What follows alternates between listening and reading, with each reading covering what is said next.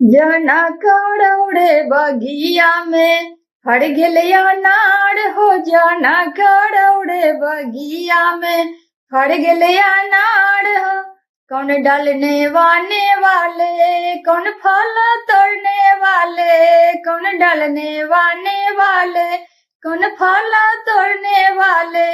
किन कड़िया चारावा में, किन कड़िया चारावा में लग गईले दाग हो। जाना करौड़े बगिया में फड़ गेले अनार हो। जाना करौड़े बगिया में फड़ गेले अनार हो।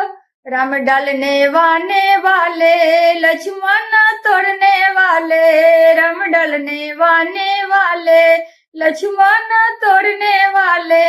सीता के आचारवा में, सीता के आचारवा में लग गईले दाग हो। जाना करौड़े बगिया में फड़ गेले अनार हो। जाना करौड़े बगिया में फड़ गेले अनार हो। जाना करौड़े बगिया में फड़ गेले अनार हो। जाना करौड़े बगिया में फड़ गेले अनार हो। जाना करौड़े बगिया में फड़ गेले अनार हो।